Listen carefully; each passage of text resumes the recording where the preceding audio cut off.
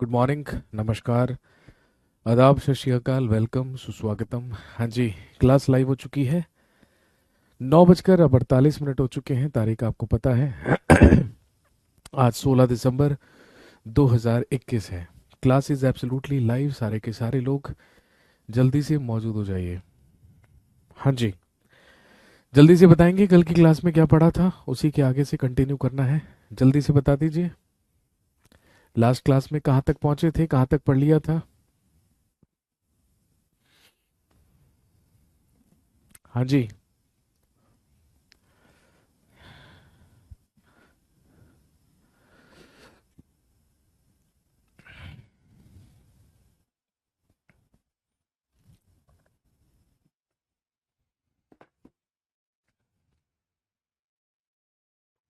Okay, तो आप सब जानते हैं कि हमने शुरू कर दिया था पढ़ना the constitution of India, Bharat का संविधान।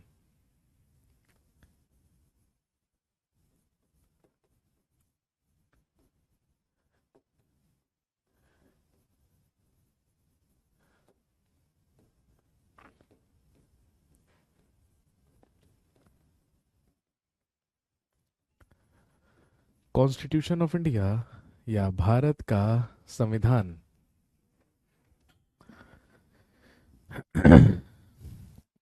जिसमें हमने भारतीय संविधान के विदेशी स्रोत लिख लिए थे, और इसके अलावा हमने बात कर ली थी अपने संविधान की प्रस्तावना के बारे में, उद्देशिका के बारे में, या प्रियम्बल ऑफ द कॉन्स्टिट्यूशन। चलिए शुरू करते हैं। आज बात करेंगे अबाउट, हेडिंग डाल लीजिए, शेड्यूल्स ऑफ द कॉन्स्टिट्यूशन।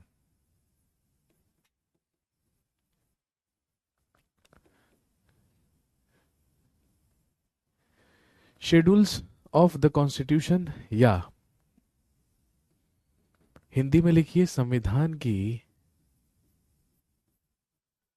अनुसूचियां।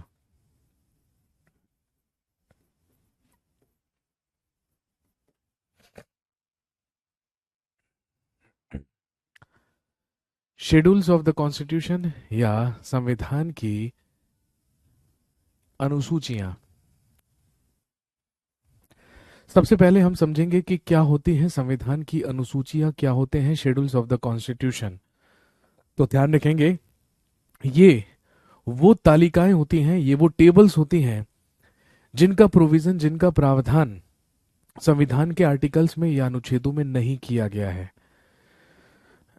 आप सब जानते हैं संविधान को विभिन्न भागों में बांटा गया है, और विभिन्न भागों में संविधान में अलग अलग प्रावधान कर दिए गए हैं या प्रोविजंस कर दिए गए हैं। लेकिन जो प्रोविजन आर्टिकल्स में नहीं किए गए, जो कि टेबल्स की फॉर्म में थे, जो कि तालिकाओं की फॉर्म में थे, उन्हीं टेबल्स और उन्हीं तालिकाओं को हमने ऐड कर दिया है किसमें, शेड्यूल्स ऑफ द कॉन्स्टिट्यूशन या संविधान की। उन्हीं को क्या कहा जाता है, अनुसूची कहा जाता है।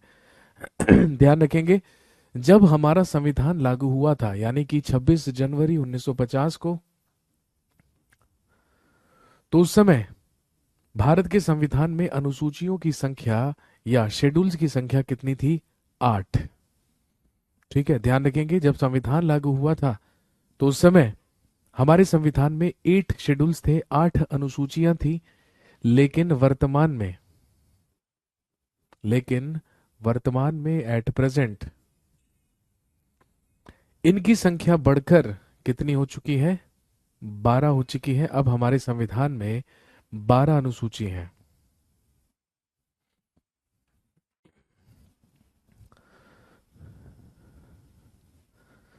तो इन शेड्यूल्स में क्या क्या लिखा है या क्या क्या मेंशन्ड है, बस यही आपको याद रखना है। बहुत स्पेसिफिक सा क्वेश्चन आएगा, या तो शेड्यूल देकर पूछेंगे इसमें क्या है, या आपसे लिखित बात देकर क्वेश्चन में पूछेंगे कि ये किस शेड्यूल में है। बिल्कुल इसी तरीके से आपको क्या मिलेंगे, क्वेश्चंस मिलेंगे। ठीक है, लिख लीजिए सबसे पहले शेड्यूल 1, संविधान की अनुसूची 1।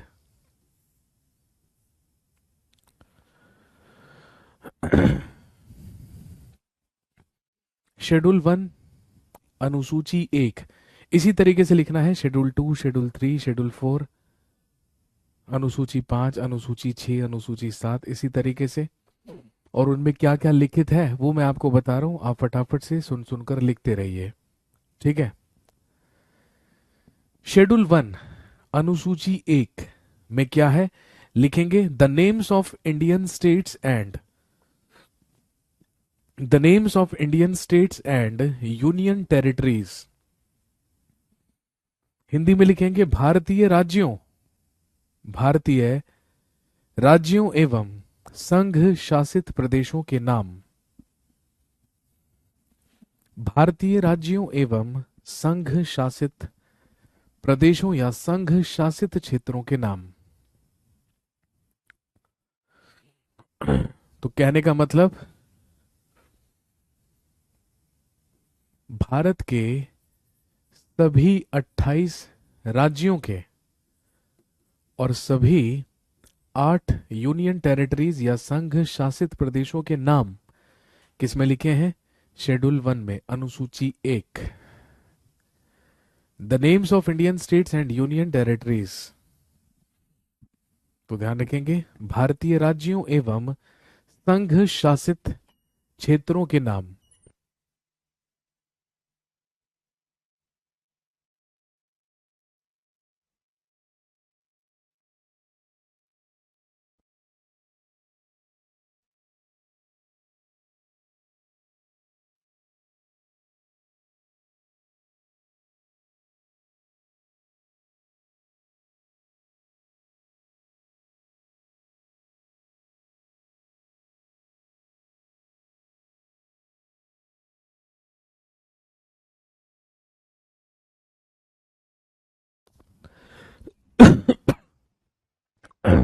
नेक्स्ट, अगला लिखिए शेड्यूल 2 अनुसूची 2। नेक्स्ट लिखिए शेड्यूल 2 या अनुसूची 2।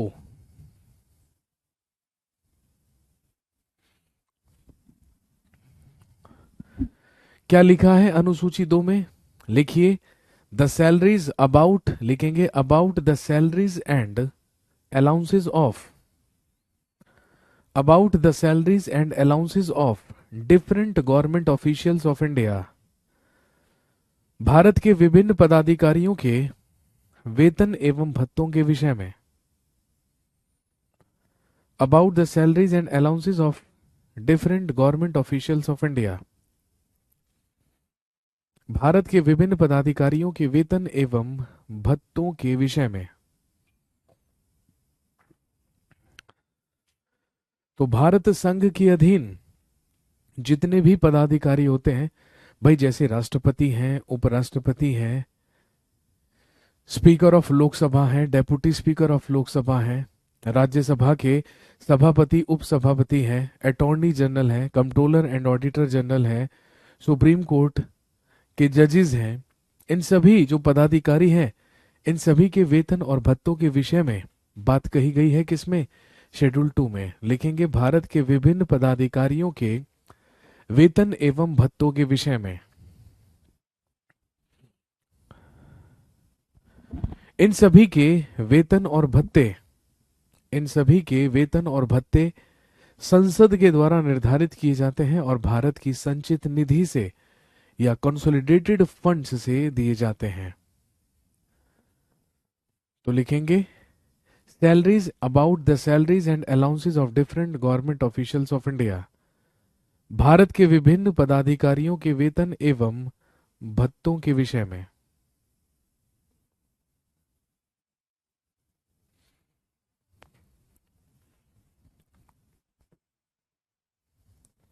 तो कहने का मतलब शेड्यूल 2 में पदाधिकारियों की सैलरीज और अलाउंसेस आ जाएंगे। ये निर्धारित करेगी संसद, पार्लियामेंट, और ये दिए जाएंगे कंसोलिडेटेड फंड्स ऑफ इंडिया या भारत की संचित निधि से।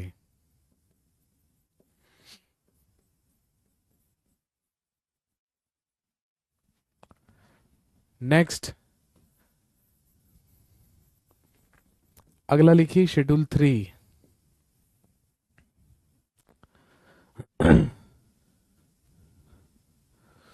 अगला लिखेंगे शेड्यूल 3, जिसमें है अबाउट, लिखेंगे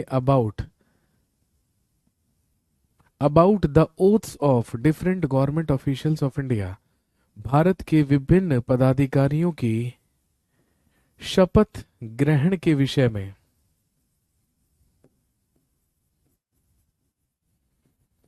भारत के विभिन्न पदाधिकारियों की शपथ ग्रहण के विषय में। About the oath taking of government officials. Bharat के विभिन्न पदाधिकारियों की शपथ ग्रहण के विषय में बात कही गई है। किसमें? शेड्यूल 3 में।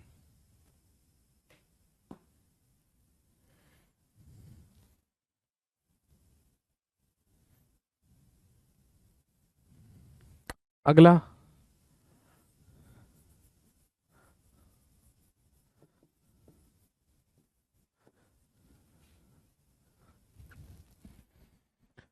शेड्यूल 4 लिखिए एलोकेशन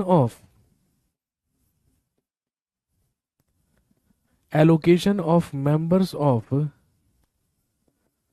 राज्यसभा फ्रॉम स्टेट्स।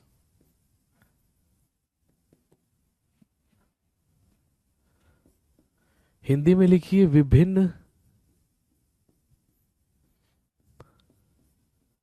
राज्यों से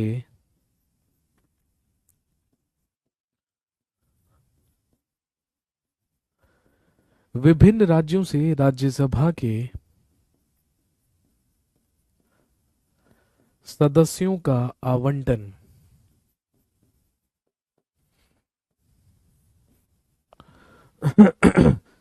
allocation of members of Rajya Sabha,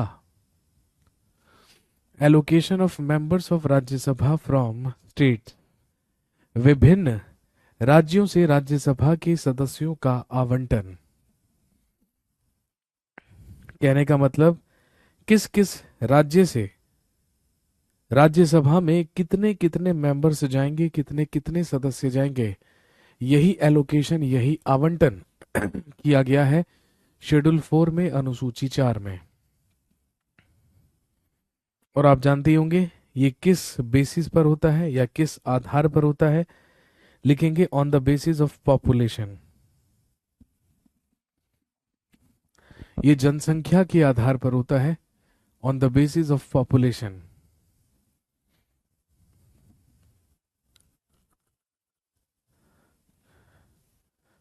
अगला,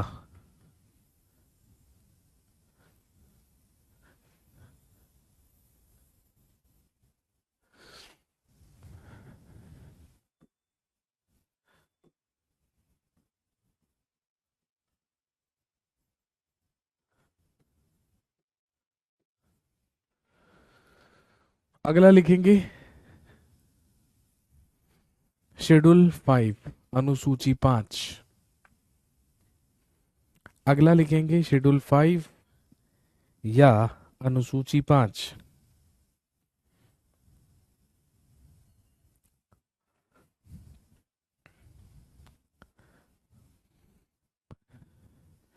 लिखिए इसमें है special provisions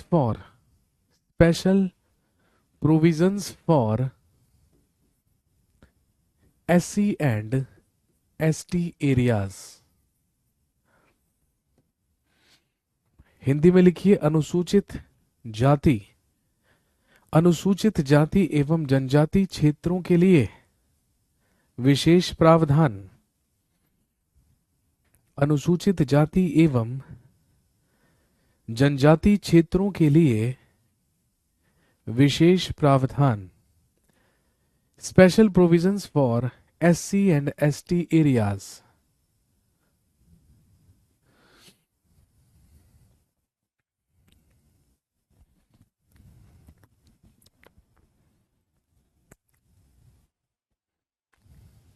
next, schedule 6,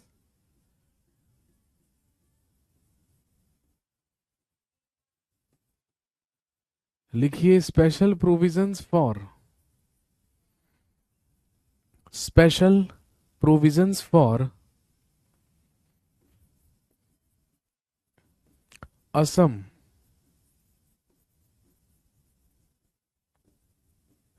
special provisions for Assam, Meghalaya,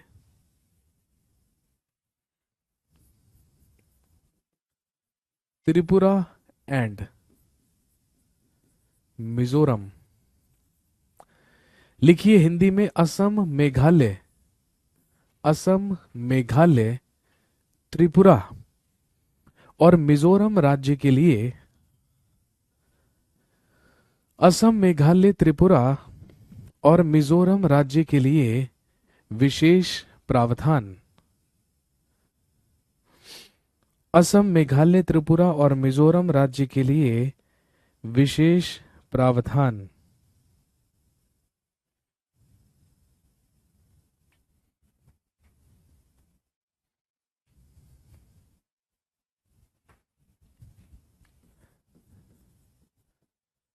अगला, लिखिए अनुसूची 7, शेड्यूल 7, अनुसूची 7, जिसमें है लिस्ट्स ऑफ द कॉन्स्टिट्यूशन।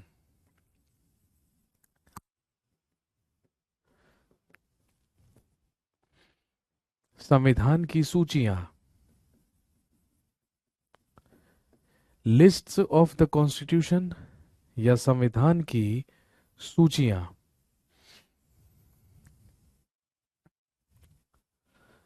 और आप जानते हैं संविधान में 3 सूचियां हैं।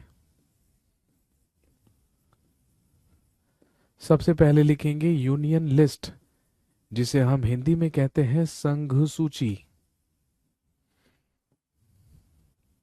यूनियन लिस्ट या संघ सूची।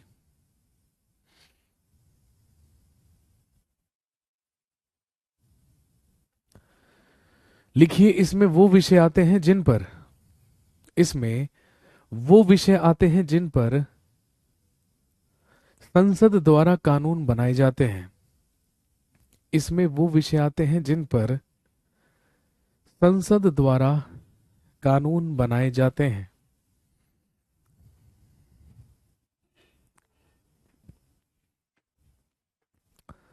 इसमें वो विषय आते हैं जिन पर संसद द्वारा कानून बनाए जाते हैं। It has those subjects on which, it has those subjects on which parliament makes the law.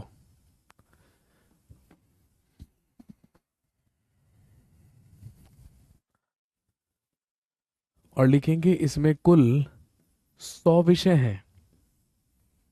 इसमें कुल 100 विषय हैं। दूसरा लिखिए स्टेट लिस्ट, राज्य सूची।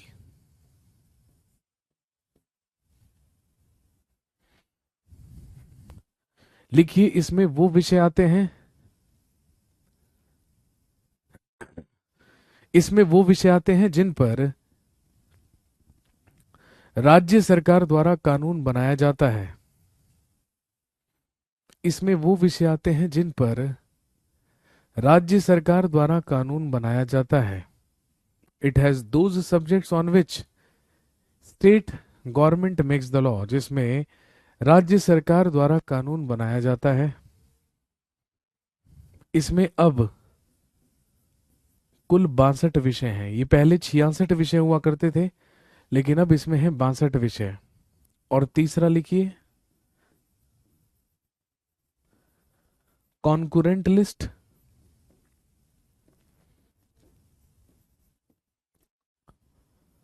समवर्ती सूची।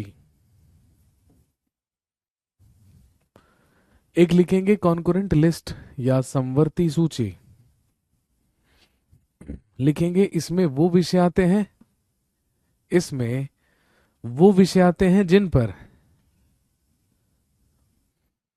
केंद्र और राज्य, इसमें वो विषय आते हैं जिन पर केंद्र और राज्य दोनों कानून बना सकते हैं। इसमें वो विषय आते हैं जिन पर केंद्र और राज्य दोनों कानून बना सकते हैं।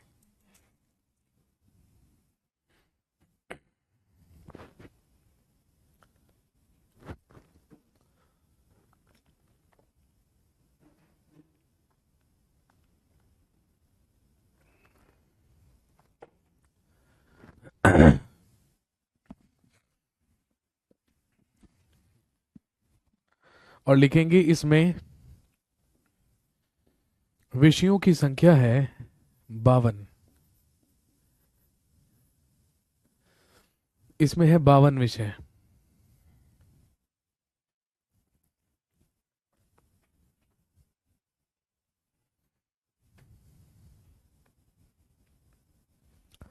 नेक्स्ट,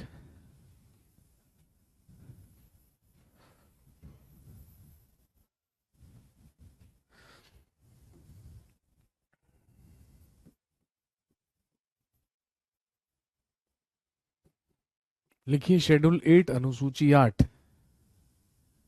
शेड्यूल 8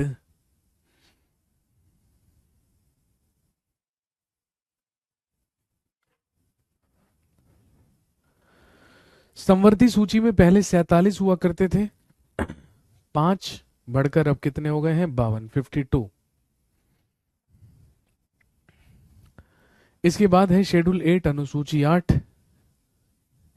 लिखिए इसमें है लैंग्वेजेस ऑफ द कॉन्स्टिट्यूशन, संविधान की भाषाएं। लैंग्वेजेस ऑफ द कॉन्स्टिट्यूशन, संविधान की भाषाएं।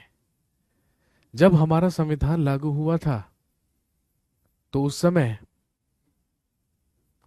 शेड्यूल 8 में 14 भाषाएं थी, 14 लैंग्वेजेस थी। लेकिन वर्तमान में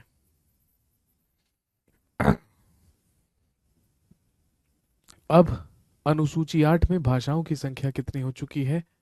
22।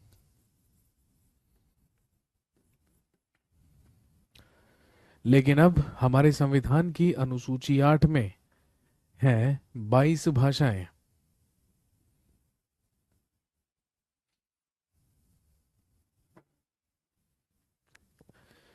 स्टेट लिस्ट में कितने विषय हैं भाई? सामने लिखा है स्टेट लिस्ट में पहले 66 विषय हुआ करते थे, तो उन 66 विषयों में से 5 निकाल कर डाल दिए गए संवर्ती सूची में। संवर्ती सूची में हो गए 52, राज्य सूची में हो गए 61। ठीक है, लेकिन बाद में एक और ऐड किया गया राज्य सूची में, तो अब राज्य सूची में 62 हो गए, संवर्ती सूची में 52 और संघ सूची यूनियन लिस्ट में 100।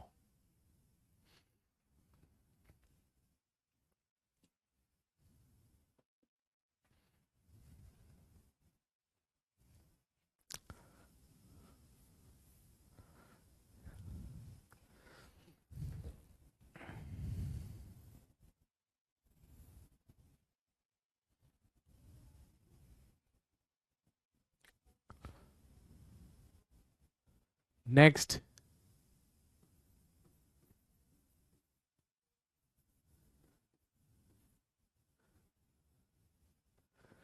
अगला लिखिए शेड्यूल 9। अगला शेड्यूल 9 या अनुसूची 9। और आप जानते हैं शेड्यूल 9 पहले नहीं था, इसे बाद में जोड़ा गया है।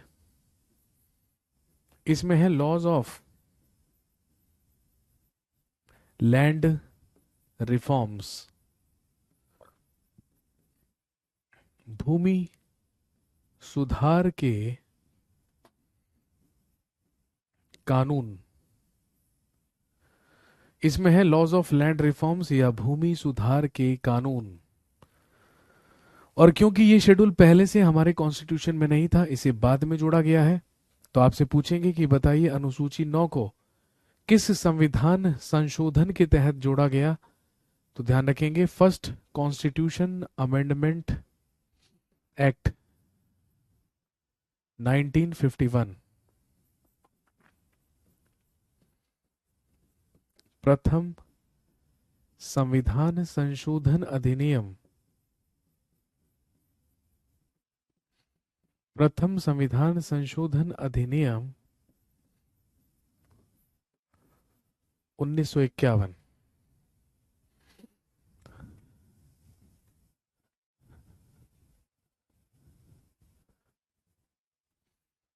ये था पहला संविधान संशोधन अधिनियम जो 1951 में हुआ था। इसी के तहत जोड़ा गया था शेड्यूल 9 अनुसूची 9 को। नेक्स्ट, शेड्यूल 10 अनुसूची 10, इसमें है एंटी डिफेक्शन लॉ।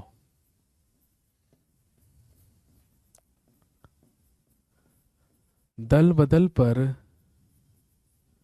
रोक का कानून। एंटी डिफेक्शन लॉ या दल बदल पर रोक का कानून,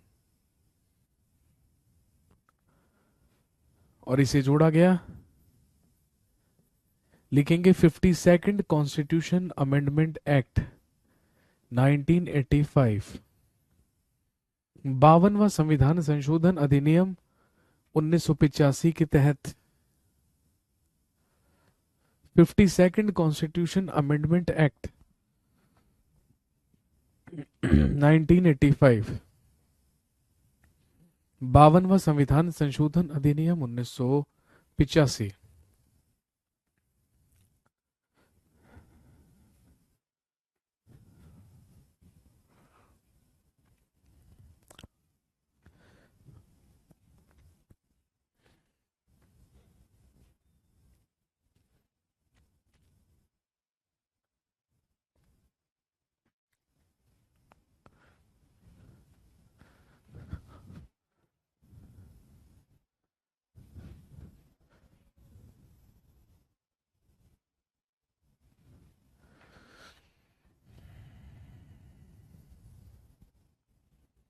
नेक्स्ट,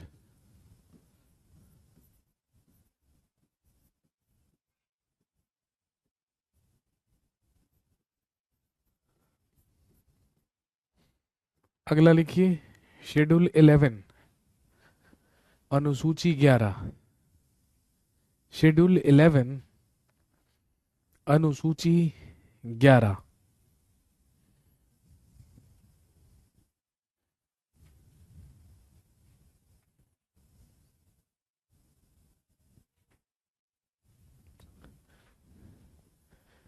इसमें है, लिखेंगे 29 सब्जेक्ट्स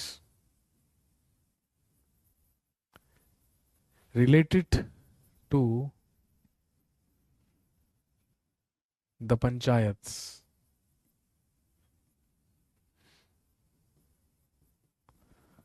पंचायतों से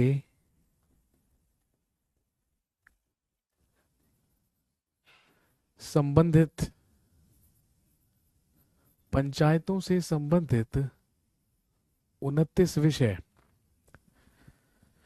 29 subjects related to the panchayat, पंचायतों से संबंधित 29 विषय, और इसे जोड़ा गया bye 73rd constitution amendment act जो 1992 में हुआ था। 73वां संविधान संशोधन अधिनियम 1992।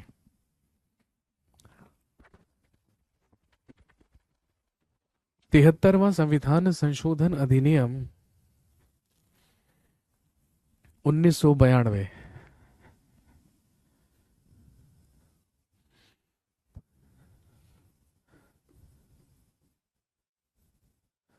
इसके बाद लिखिए शेड्यूल 12 अनुसूची 12। इसमें है 18 subjects related to the municipalities.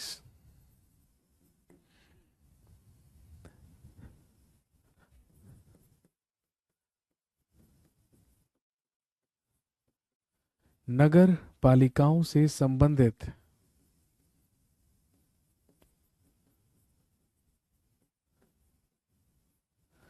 नगर पालिकाओं से संबंधित 18 विषय।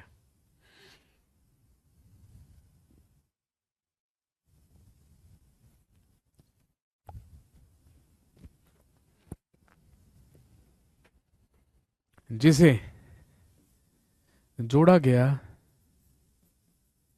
Bye 74th constitution amendment act 1992। लिखेंगे 74वां संविधान संशोधन अधिनियम 1992।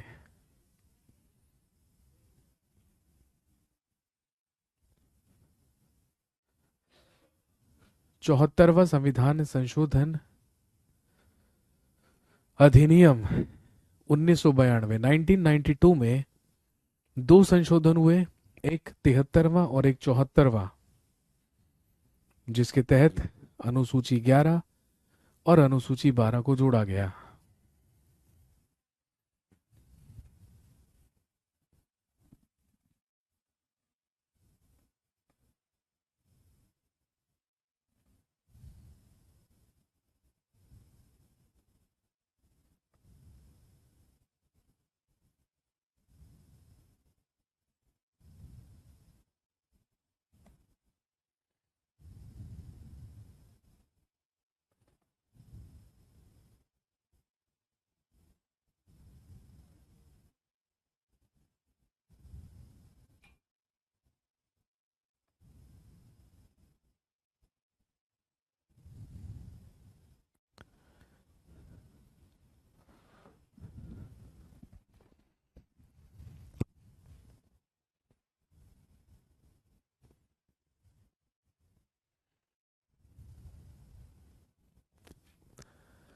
नोट कर लिया है?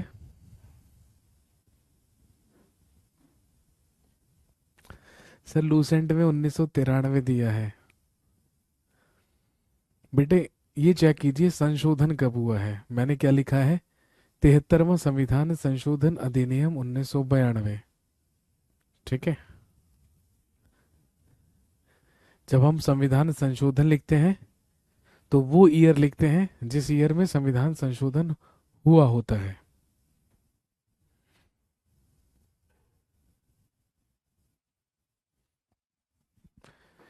चलिए जी नेक्स्ट।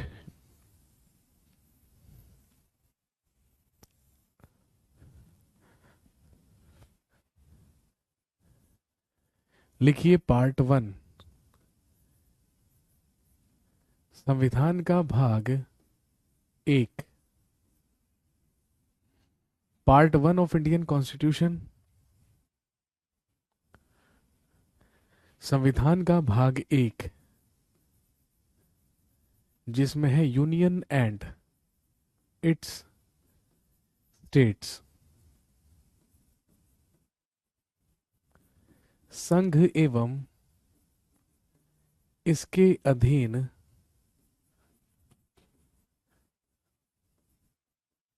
राज्य। यूनियन एंड इट्स स्टेट्स, संघ एवं इसके अधीन राज्य।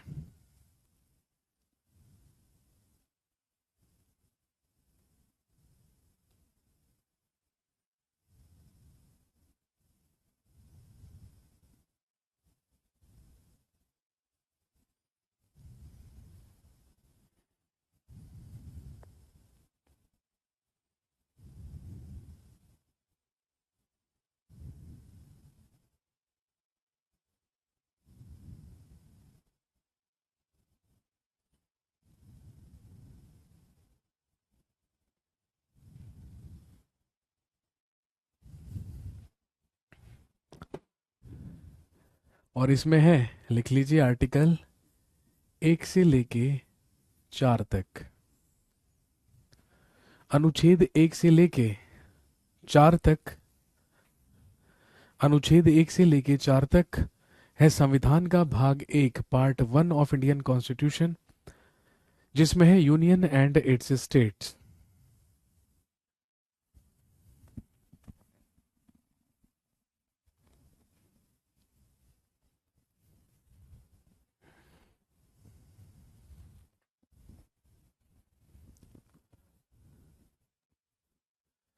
लिखेंगे सबसे पहले संविधान का आर्टिकल 1 या अनुच्छेद 1।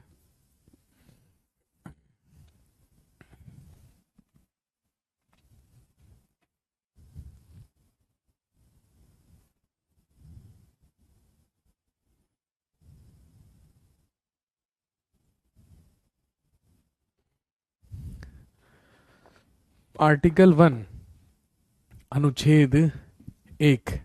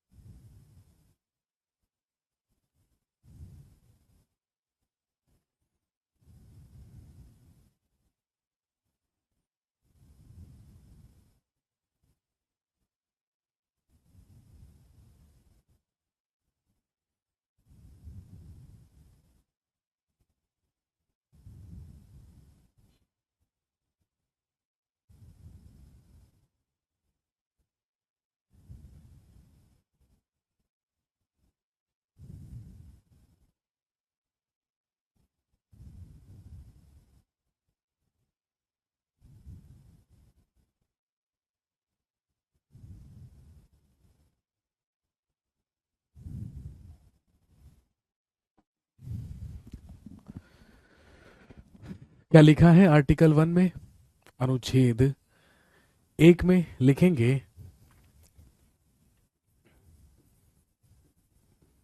India that is Bharat shall be a union of states। Hindi में लिखेंगे इंडिया अर्थात Bharat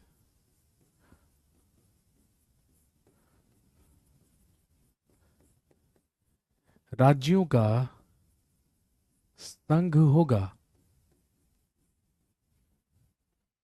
India that is Bharat shall be a union of states। India अर्थात भारत राज्यों का संघ होगा। तो हम सब जानते हैं भारत राज्यों का संघ है। India that is Bharat is union of states.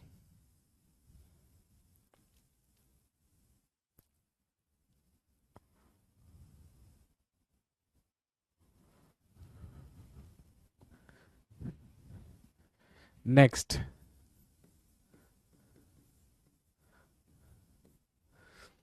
अगला लिखिए आर्टिकल 2।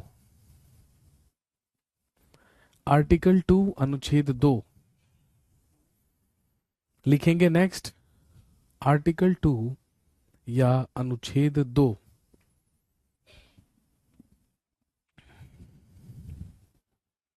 लिखिए, इसमें है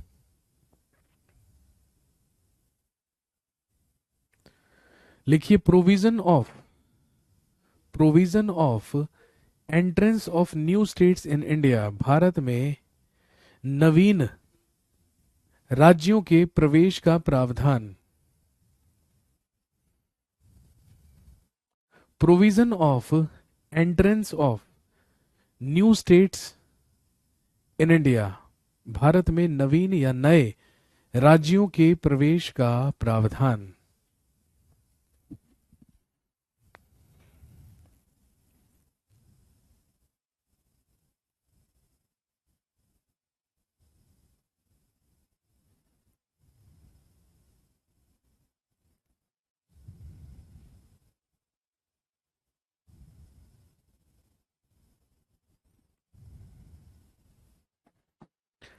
कहने का मतलब यह है कि यदि भारत के बाहर का कोई भी क्षेत्र, कोई भी राज्य या कोई भी टेरिटरी भारत में आकर शामिल होना चाहे, भारत में आकर ऐड होना चाहे, तो यह हरगिज पॉसिबल है। आर्टिकल 2 के तहत, अनुच्छेद 2 के तहत उस टेरिटरी का भारत में विलय किया जा सकता है। इसीलिए मैंने कहा provision of entrance of new states in India. Bharat में नवीन राज्यों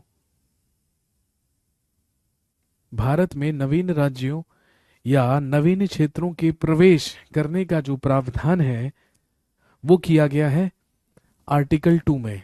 क्या इसका हमारे पास कोई एग्जाम्पल है? उदाहरण के तौर पर लिख लीजिए सिक्किम।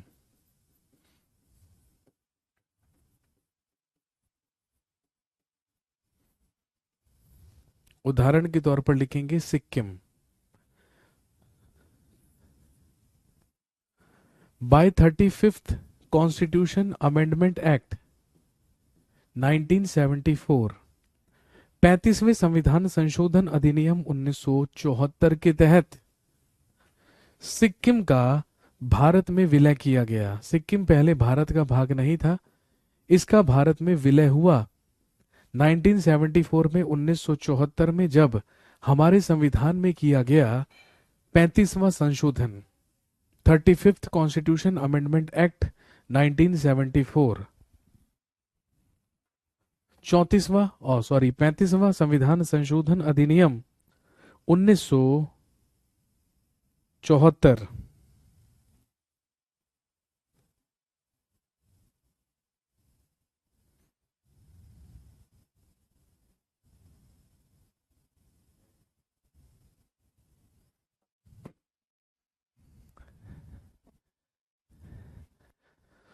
तो 1974 में सिक्किम का भारत में विलय कर दिया गया और ध्यान रखेंगे इसे सह राज्य बना दिया गया, इसे एसोसिएट स्टेट बना दिया गया। किसका? असम का। इसे असम का सह राज्य बना दिया गया।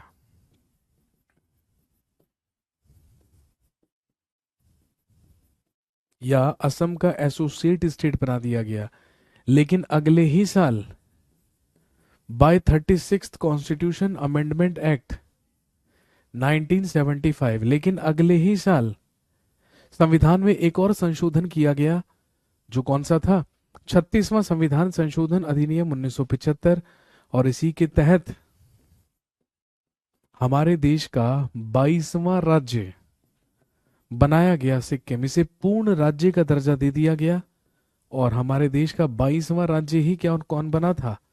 सिक्किम बना था। और आप जानते हैं जनसंख्या की दृष्टि से यदि हम बात करें तो देश का सबसे छोटा राज्य है, क्योंकि सबसे कम पॉपुलेशन कहाँ की है? सिक्किम की।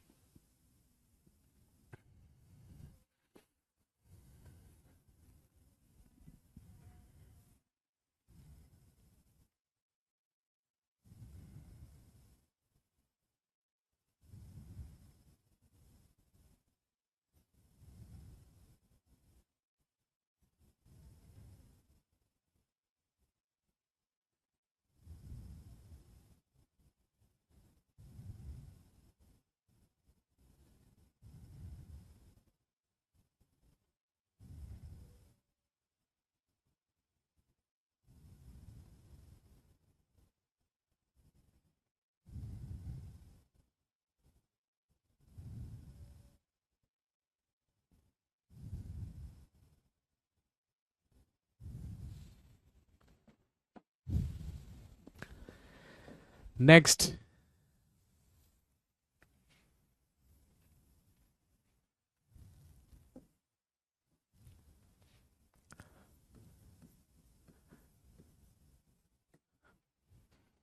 अगला लिखिए article 3 of Indian constitution. Article 3 of Indian constitution, संविधान का अनुच्छेद 3।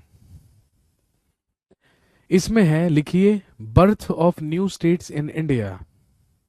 Birth of new states in India. लिखेंगे भारत में नवीन राज्यों का जन्म।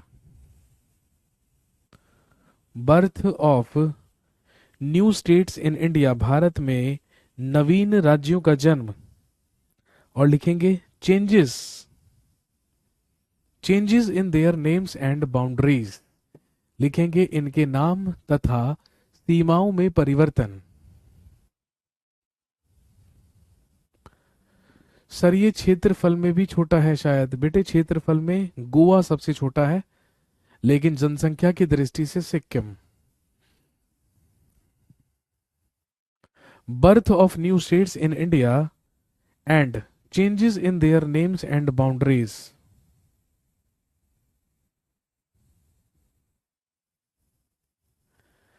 लिखिए, भारत में नवीन राज्यों का जन्म तथा उनके नाम तथा सीमाओं में परिवर्तन। कहने का मतलब, यदि बाहर से कोई भारत या बाहर से कोई राज्य या बाहर से कोई क्षेत्र भारत में आकर शामिल होता है तो वो आर्टिकल 2 के तहत क्या है, पॉसिबल है। लेकिन यदि भारत के ही किसी राज्य के नाम और सीमाओं में परिवर्तन करके भारत के अंदर ही किसी नए राज्य का जन्म होता है तो ये भी पॉसिबल है, as per article 3 of Indian constitution, संविधान के अनुच्छेद 3 के तहत। अब आप सोचेंगे इसका कोई एग्जाम्पल भी है क्या? बिल्कुल एग्जाम्पल है। याद कीजिए, लेटेस्ट एग्जाम्पल जम्मू कश्मीर पुनर्गठन अधिनियम 2019। याद है भाई, 2019 को जम्मू कश्मीर के राज्य का दर्जा समाप्त कर दिया गया और राज्य का दर्जा समाप्त करने के बाद जम्मू कश्मीर का पुनर्गठन हुआ और जम्मू कश्मीर राज्य को बांट दिया गया 2 यूनियन टेरिटरीज में।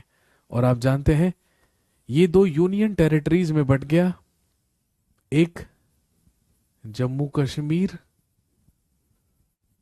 और दूसरा लद्दाख।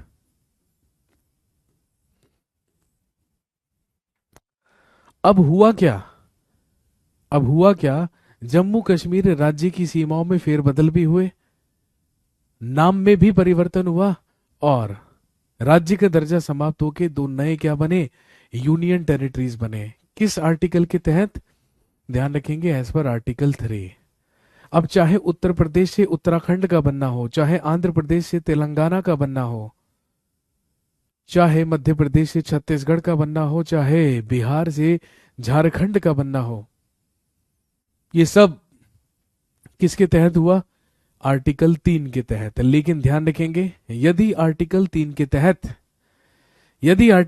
तहत भारत में किसी भी राज्य का गठन किया जाएगा या किसी भी राज्य का निर्माण किया जाएगा तो आर्टिकल 3 से संबंधित कानून राष्ट्रपति की परमिशन से ही बनेंगे। लिखेंगे, with the permission of the president.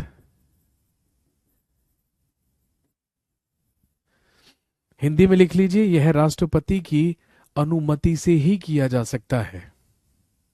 ये राष्ट्रपति की अनुमति से ही किया जा सकता है, राष्ट्रपति की अनुमति के बगैर नहीं।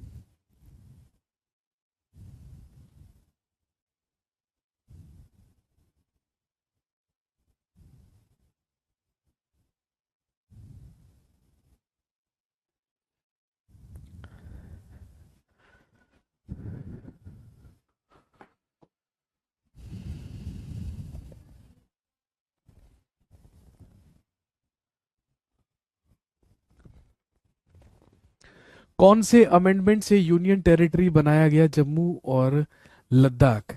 ध्यान रखेंगे, आर्टिकल 1, आर्टिकल 2 या आर्टिकल 3 को प्रभावित करने वाला यदि कोई भी कानून बनता है तो उसके लिए संविधान में संशोधन करना अनिवार्य नहीं होता है। कहने का मतलब, यदि हमारे देश में कोई भी नया राज्य बनता है या किसी भी नए राज्य का निर्माण होता है तो उसके लिए संविधान संशोधन करना कंपलसरी नहीं होता है। इसलिए जब जम्मू कश्मीर को 2 यूनियन टेरिटरीज में बांटा गया है तो उसके लिए कोई भी संविधान संशोधन नहीं किया गया है।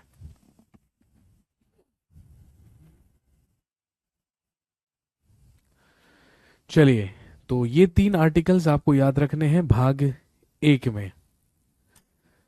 आज की कहानी को यहीं तक रखते हैं। अगली क्लास में जब आपसे मुलाकात होगी तो हम बात करेंगे किसके बारे में? तो हम बात करेंगे, सर सिलेबस कब तक कंप्लीट करोगे? बेटे एग्जाम से पहले।